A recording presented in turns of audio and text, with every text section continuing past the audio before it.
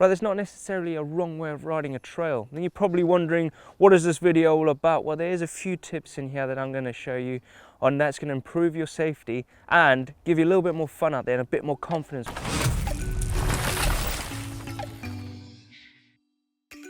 Right, this is a super common one, and it's riding blind. Everyone does it. I still do it, not gonna lie, and it's pretty good because it's pretty fun not knowing what's coming up on the trail. Keeps you on your toes. But the best way, if your confidence are a bit low and a bit of trail that you don't know, is put your bike on the side of the trail, give it a little bit of a walk through as far as you like, down a section of trail, just to make sure you know what's coming up, so you're not going to get a big surprise when you take the next turn and there's a big boulder field or rock garden or whatever's there, or big drop. You just know what's coming up, and it's going to be safer for you as well because you just know. That's crazy. Right, there's two parts to riding blind, and the second part is by following a friend through a bit of trail that he or she is very confident with and you haven't, and you're running it blind. But you can, by following them through and looking at their line choice, you can get through a bit of trail very safe, and it's still fun following your friend through a bit of trail. Right, Neil goes on about this quite a lot, and it's line choice. Coming from a racing background, he can see the perfect line through this section of trail, the fastest line and the smoothest line and safest line to get through.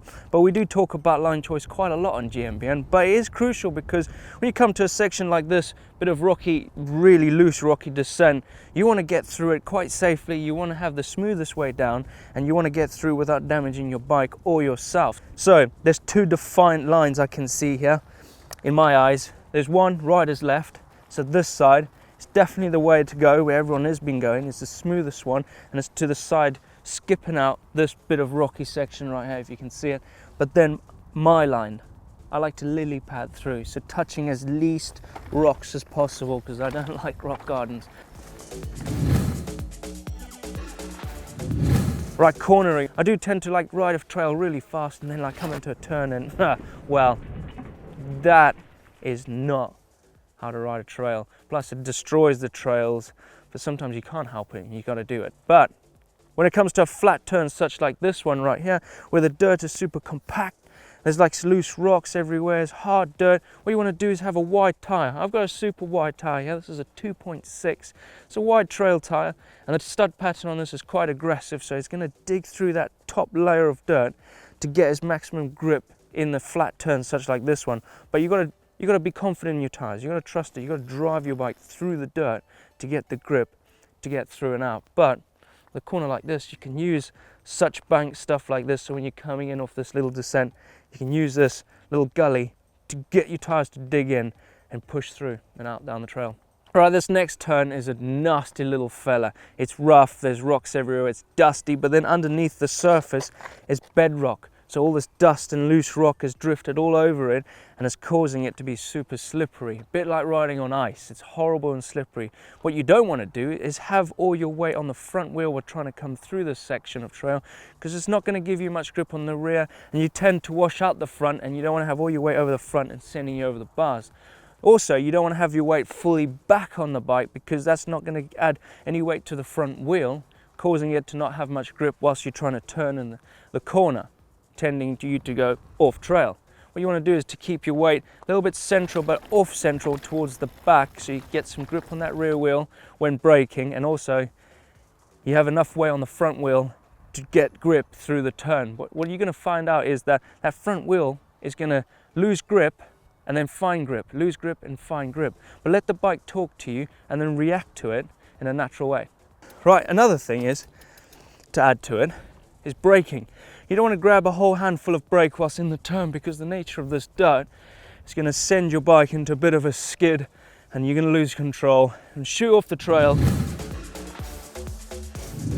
Right, this next one is body position. Having the correct body position and posture on your bike whilst riding out there on the trail is definitely going to fill you with confidence.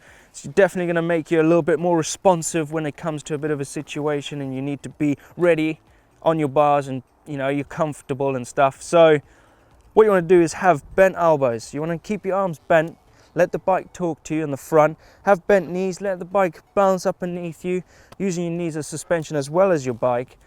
Keep looking ahead, don't look at your front wheel, because whilst looking at your front wheel, you don't know what's going to be coming up.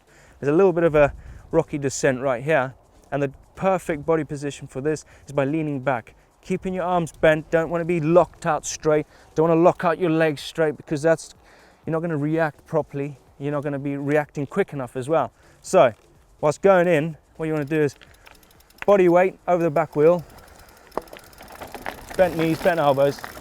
Let the bike talk to you whilst coming through this section. It's a bit rough down here, but having bent arms, bent legs, it's definitely going to get you ready for those sticky situations.